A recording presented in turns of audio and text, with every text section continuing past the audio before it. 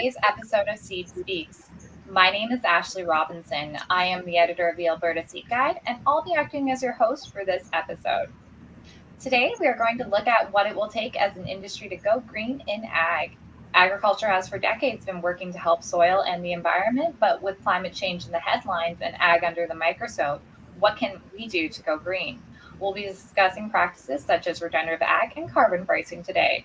And this all ties into our season topic of Science Under Fire because we've all heard the bad headlines ag gets when it comes to being a big carbon emitter. But working in ag, we know there's more to the story than that. I have a few guests here from the seed and agricultural world to talk about this issue with me. Thank you to Luis Rivera, Jill Wheeler, and Wendy Cernich for joining us today. To those watching, please don't hesitate to ask any questions you may have for our guests in the chat box.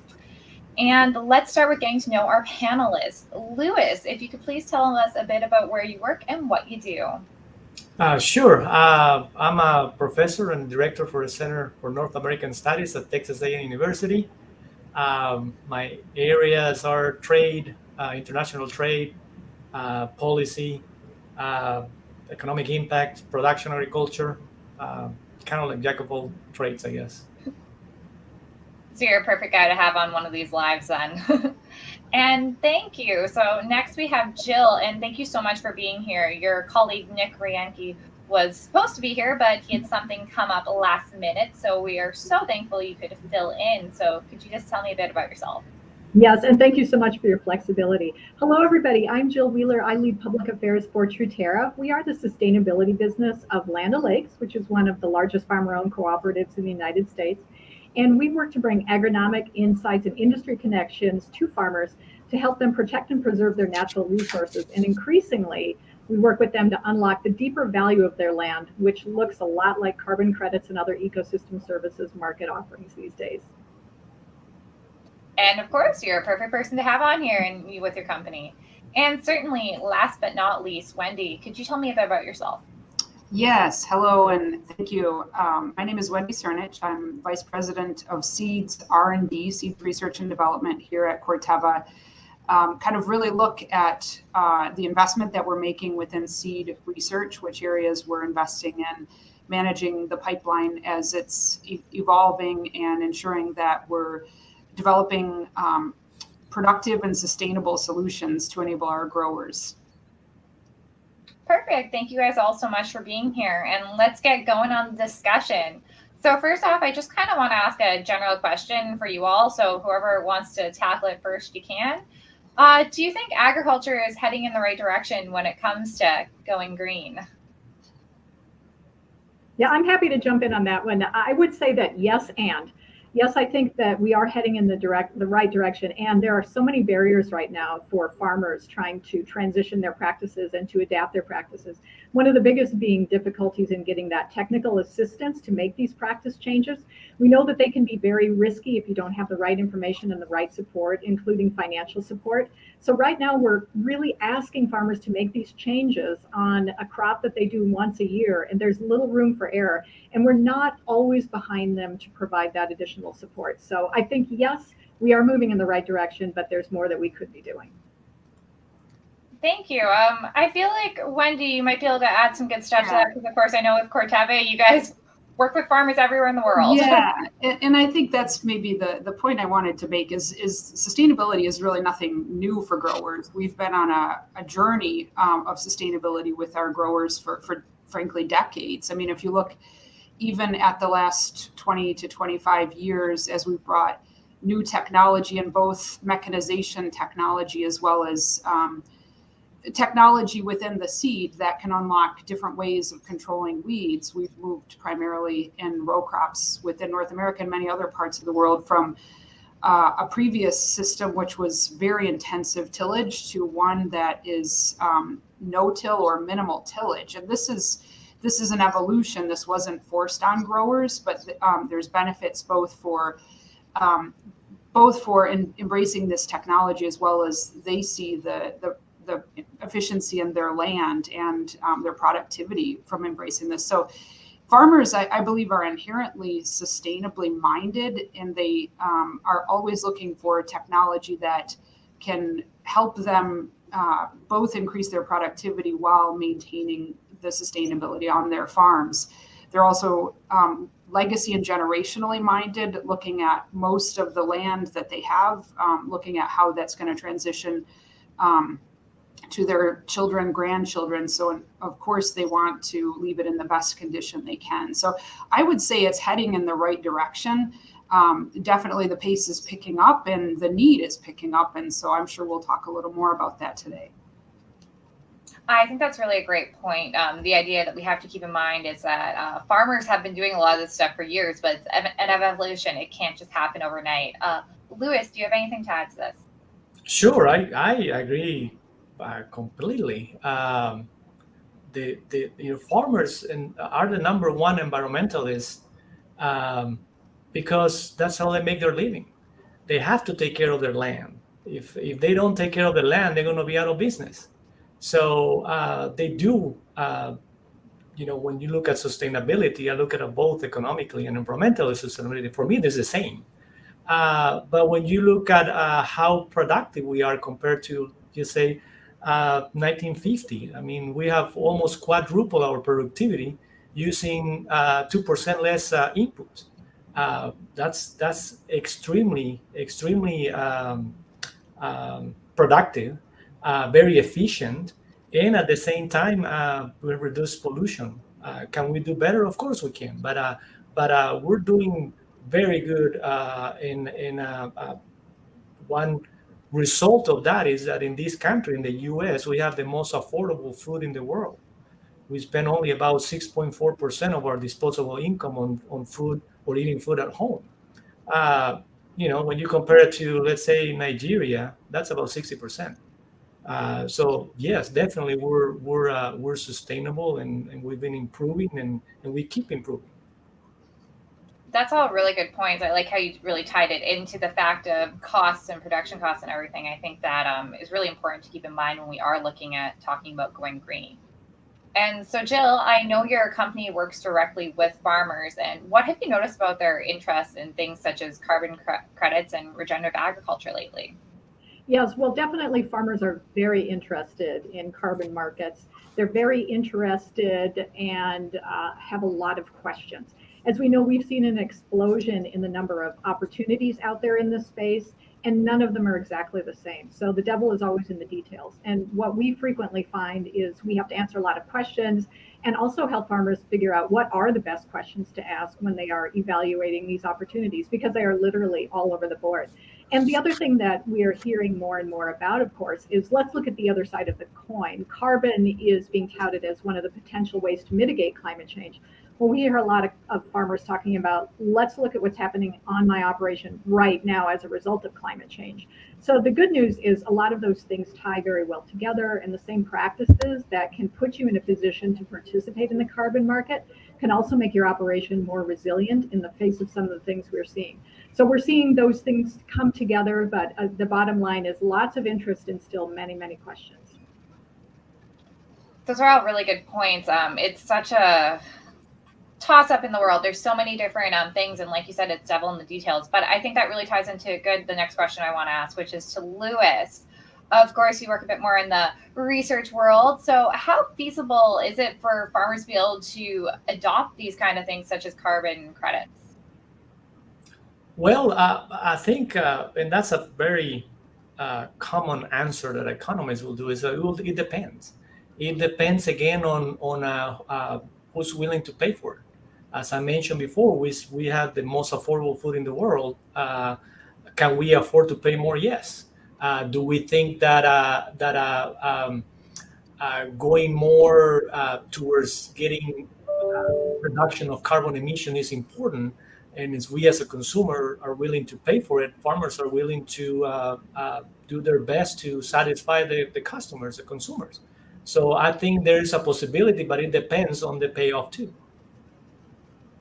Definitely interesting, and I think I've heard that a lot whenever I talk with people about sustainable and stuff. It's a trade-off, and it all depends down to who's gonna take the brunt of the cost. And I'd like to talk with Wendy now. Of course, you guys are, Corteva is a huge global company, as I've mentioned before. So what are you guys doing yourselves to become greener, and how are you guys trying to support your customers when it comes to them making those greener changes themselves?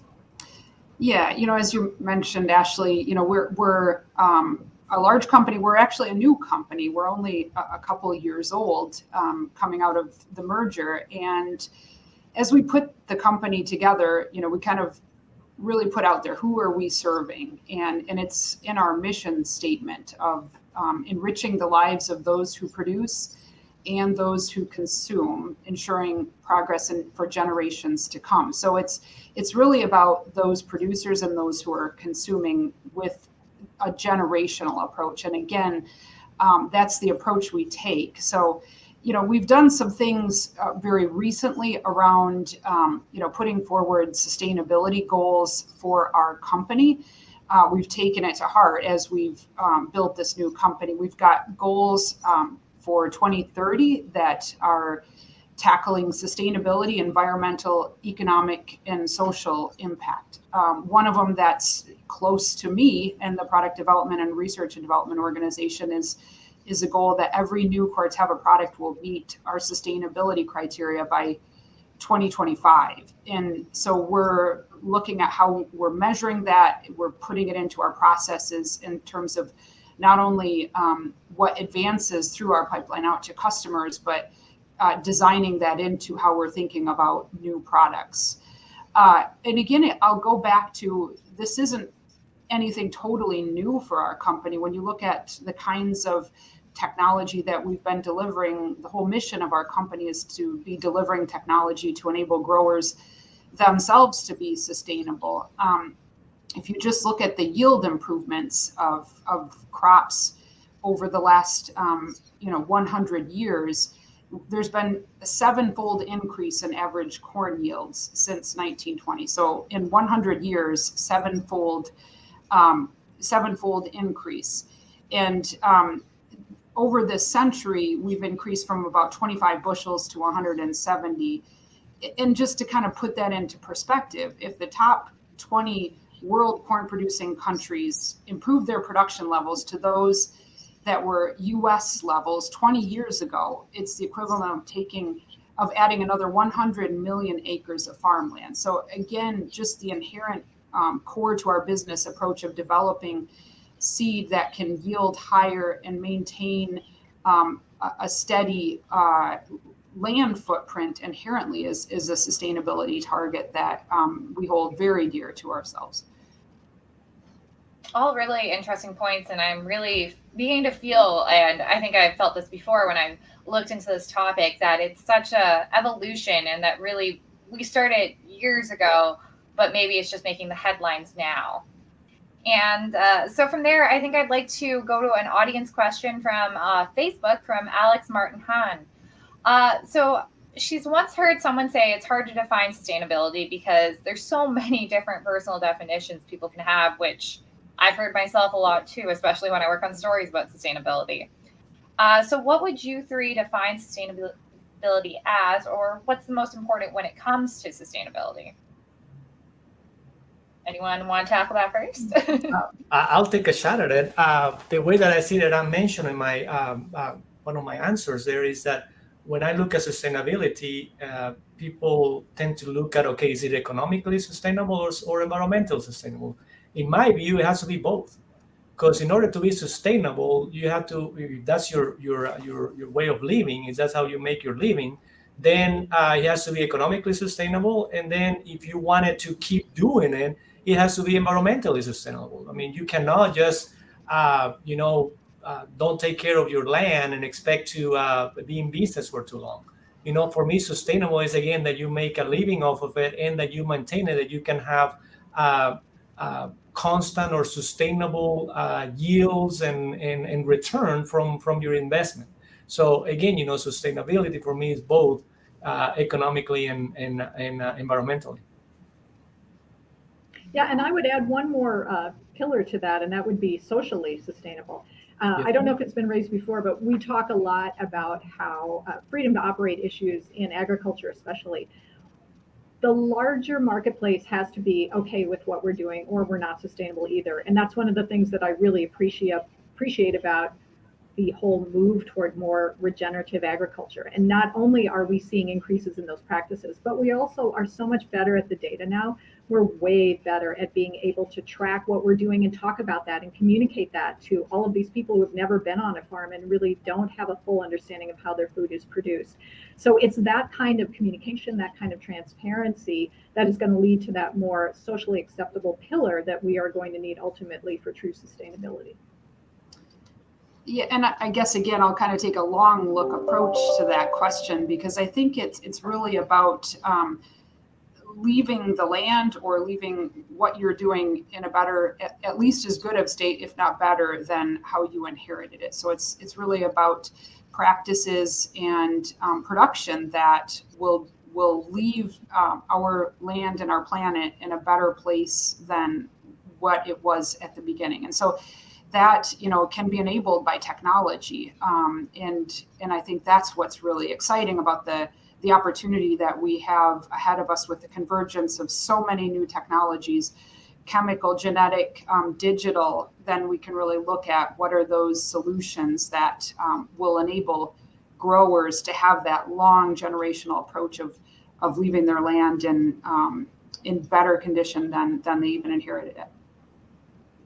Yeah, we definitely get back to, of course, talking about the long game. And I think something that really plays into what Jill kind of mentioned is with my next question. And I mentioned this in my introduction at the start of the episode. Ag usually does get a bad rap for being a carbon emitter. And so what do you want to say to those non-ag people who may not be the most well-versed in agricultural practices about what ag is doing to be greener or already has been doing, and to try and maybe go against that big carbon emitter title? Well, I'll take a shot as well there. I mean, the numbers that I've seen is that ag produces about 10% of the greenhouse gases. But you have to remember that, in order to survive, we have to eat. So that's the number one priority, that we can feed ourselves. And not only as a parent, not only feed ourselves, but feed our children on the next generation as well. 10% for the necessity that we have for producing food, I don't think is bad. Now, can we do something to be more efficient? Yes, and it's again, from the economics perspective, is there incentive for farmers to try to do that? Are people willing to pay for those for a more I hate to say greener, because I think like I mentioned, producers are already green. And it's because of the consumers like that, and they're willing to pay for it as well. So, is there any incentive for them to try to reduce or try to change their production practices to fit the need of the clientele of the consumers?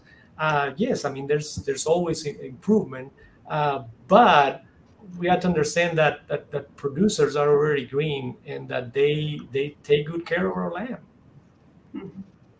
Those are all really good points. I like how you pointed out the fact that we can't survive without eating, so we got to do something. So even when people are giving ag a bad rap, we still need to survive and eat.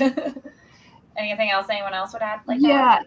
I think when you look at the total global footprint of agricultural land we have, and flip it, instead of looking at that as a source of greenhouse gas emissions, could you look at that as a framework to actually draw down carbon and start looking at it?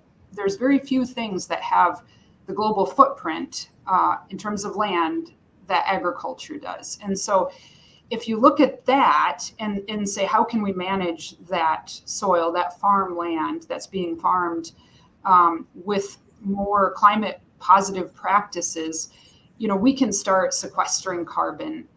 And this, actually would start, instead of looking at agriculture as an emitter, it's a sequester. So if that was done, if soils were managed with these climate positive practices, we could we could sequester about 2.5 gigatons of carbon every year. That would pretty much sequester about 5 to 8% of the total world's emission at the current levels. So, as you look at that scaling over years, and start looking at agriculture as part of the solution, using that land footprint to draw down and enabling farmers to be a part of that, it's a really exciting proposition we have.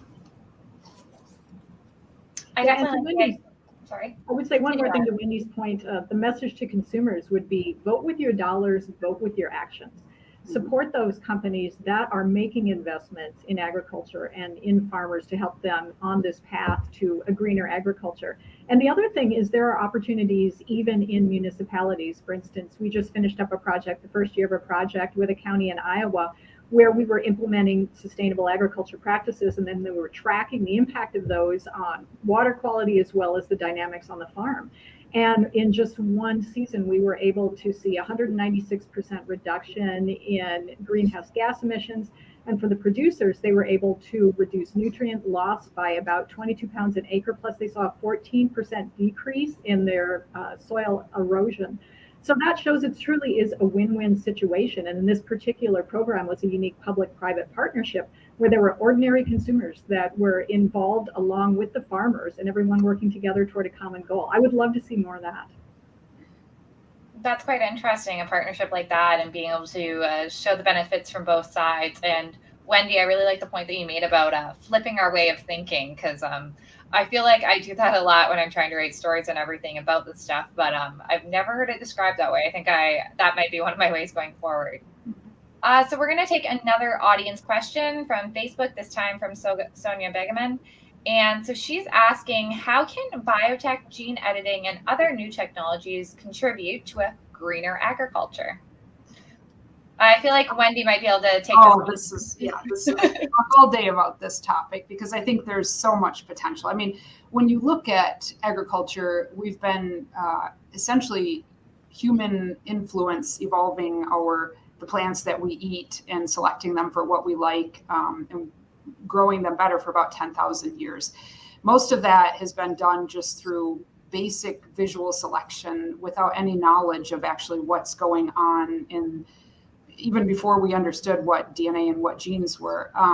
As we've kind of entered the last 100 years or so and have more ideas about the genetic aspects of that, we've been able to accelerate our breeding efforts to realize improvements very rapidly. And then, even using ways where we have specific understanding of genes or translating the genome signal to what we're seeing in the field, even accelerate it further. What's really exciting to me, though, as we start looking at, biotechnology, obviously we've had that technology within agriculture for about 20 some years now, majorly impactful in how we produce our crops now in the Americas. But gene editing is one that I'm particularly excited about just because of the potential to make very subtle changes within the genome of the crops that we're working in, that you could actually find that same subtle change within a population, a breeding population, but it's sort of like trying to find it in a needle in the haystack. So you're essentially you're generating that needle that you're looking for instead of like searching for it in the big haystack. And so if you can do that at scale to increase the certain genes, how they're contributing to an outcome, turn genes off, or work on entire pathways in the plants, looking at multiple genes with just very small changes, you unlock just an infinite amount of possibilities that we can start looking at. Obviously, things that are very important to our evolving world around drought stress, around making crops being able to adapt to changing environmental conditions much more quickly than a traditional breeding program would, making them more productive and increasing the yield again to try to hold firm and steady our agricultural footprint and not need to bring in more land. So these genetic technologies, in my mind, are game changers that are going to be a core part of the toolkit we're going to need for solving what we need to do by 2050. Yeah, definitely. And Jill, of course, you guys work with farmers, so I'm sure you're paying attention to a lot of these technologies. Do you have anything you'd like to add? I would have one request for Wendy and her group. I think one of the next great frontiers, if we could get into it in agriculture, would be looking at nutritional value, because we know we have had to be much more productive on available land in order to sustainably feed a growing population. But I don't think there's been as much attention paid to what is the nutritional value. And I think there's going to be more and more discussions, especially in policy circles, about that. So that is an area where farmers, in addition to being wonderful stewards of our natural resources, could actually help improve some health outcomes if we could get there. So that's my request. It's a tall order. Sorry, Wendy. We should talk, because I think there's a lot of potential there, definitely. Yeah, and definitely that ties into a lot of what we see from consumer demands, and stuff that they're asking more questions about is when it comes to nutrition. And of course, we see all the fad diets. So I think that definitely ties into a lot of things that even we've talked about this season on Seed Speaks. Lewis, not to leave you out, is there anything you'd like to add? Well, just again, I think it's an extremely important tool for producers to be more efficient and to be able to be more productive and supply the products that the consumers want and help basically them feed the world. Definitely. And we're getting close to our time, but we have time for one more question. So a lot of times I've been seeing a lot in the headlines right now, the big kind of agriculture and sustainability word is regenerative agriculture. So I'm just curious myself, do you guys think it's going to stick around as the big green thing for a while in ag, or will we see a new sustainable ag practice start taking the headlines? Probably around for a while. One of the interesting things for me is, as we talk to growers and we start mentioning regenerative, they kind of look at us a little strangely at first, and then they start talking about what they're doing. And absolutely, it is what they're doing. I think it's just back to the earlier question, which was great, about how do you define sustainability. I think we're in the same boat with how do you define regenerative ag. But I think a lot of it is already happening out there. And there's a lot more room to grow. So I think it will be with us for a while.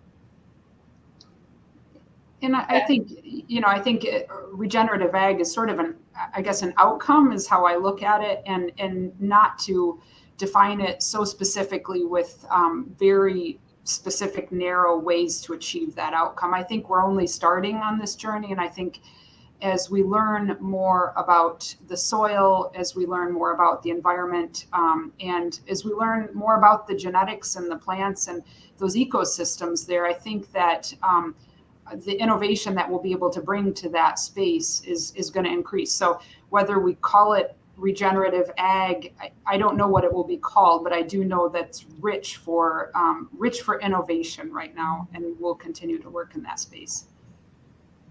Love how you phrased it there. I definitely, and what you guys both said, I definitely feel whenever I talk to farmers, they may not know that that's what they're doing, but they are doing practices that all can come under the collective regenerative ag banner. Lewis, would you like to add anything? Again, I think it's just another label, but producers are already doing that, and they're going to continue to do that as long as consumers are willing to pay for it. So call it sustainability, call it regenerative ag, call it whatever you want. I think it's a label, but I come from a farming background. My parents are still farming down in Bolivia, and they're, I talked to them about that, and they say, yeah, we're doing most of that already. And I said, yeah, I know. So that's a good thing. We're producing a lot more food more efficiently and more accessible and more nutritious too. I think that's a very important point that you point out. Yeah, definitely. I think that's a great way to end on it, and kind of goes with the whole conversation we had, is that we've been doing this for decades and we're going to continue doing this, and that it's all about making sure that everyone understands from all levels of the food chain. So Thank you all so much for being here today. This is unfortunately all the time we have. So thank you, Lewis, Jill, and Wendy. And I really enjoyed talking with you guys and hearing your insights on this important issue. And for those watching, thank you for tuning in. And if you missed part of today's live stream, don't worry. We'll have it available on demand on Facebook and YouTube. Plus, it'll be popping up on our magazine's websites. And if you have any questions about the subject or ideas for future topics we could tackle with Seed Speaks, please send a message to Facebook's to Seed World's Facebook page, or feel free to shoot me or any of my colleagues an email. And next week, we will have host Alex Martin talking about the science behind seed treatments. So please join us, and I will see you next week.